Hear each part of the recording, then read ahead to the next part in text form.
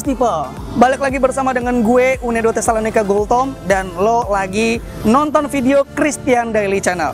By the way, kita lagi ada di SIC sini, Sentul International Convention Center. Iya, tujuannya cuma satu sih blessed people ya, biar lo nggak bosan ketika ngelihat video dari Christian Daily Channel. Biar backgroundnya tuh nggak selalu hitam gitu loh ya. Dan kali ini kita jalan-jalan. Kalau di video yang lalu sempat kita ada di kilometer 0 Mountain, kali ini kita kembali keluar dan ada di SICC, Sentul International Convention Center.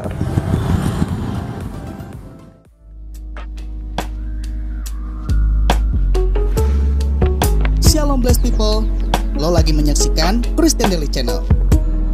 Jangan lupa siapin Alkitab dan buku catatannya ya. Kopi sama teh juga boleh, biar makin santuy. Oke deh, kita intro dulu guys.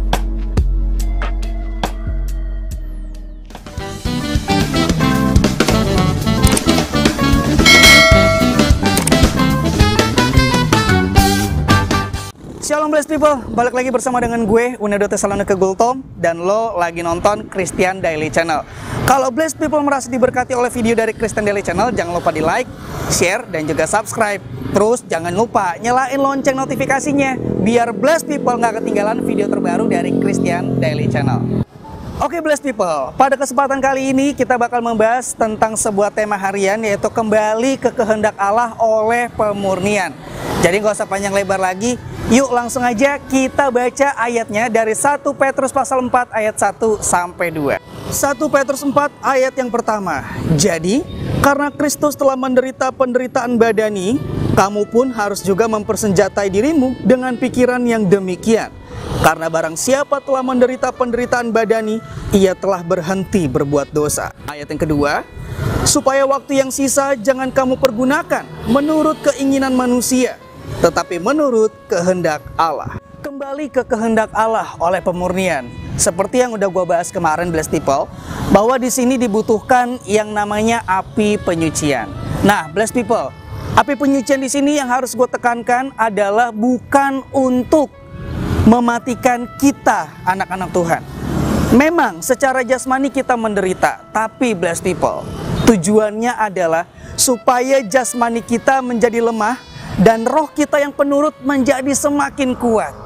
Karena blessed people, kalau kita lihat di 1 Petrus pasal 4 ayat yang kedua, di sini firman Tuhan mengatakan supaya waktu yang sisa jangan kamu pergunakan menurut keinginan manusia, tetapi menurut kehendak Allah.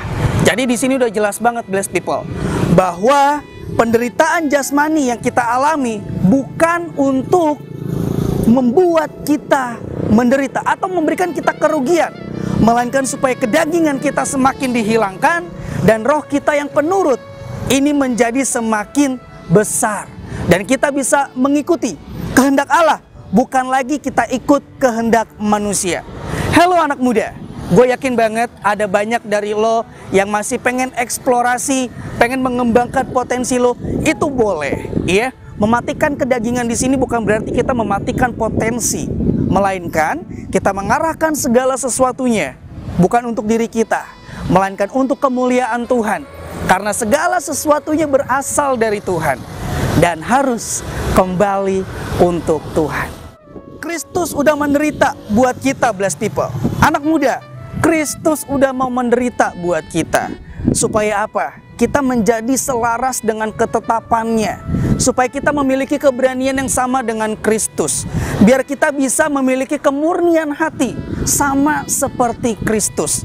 Kita tidak lagi hidup untuk diri kita, melainkan kita, meskipun anak muda, kita sudah bisa hidup di dalam kemurniannya Tuhan.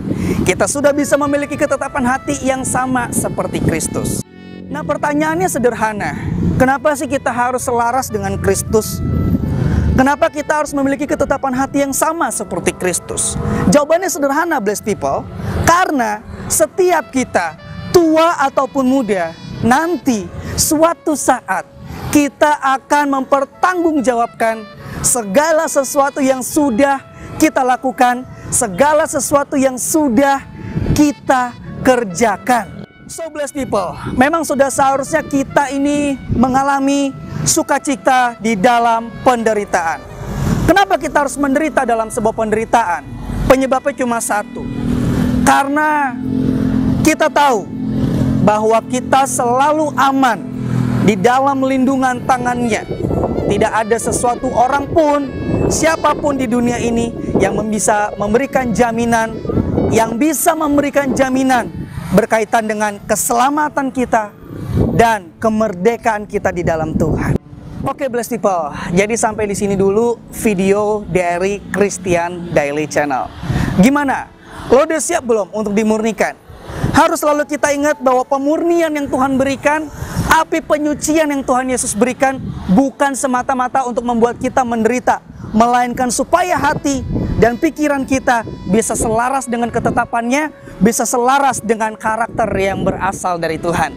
Anak-anak muda, jangan pernah menyerah, karena menyerah bukanlah sebuah pilihan. Sampai ketemu lagi di video berikutnya. See you and God bless you. And as always, keep the faith.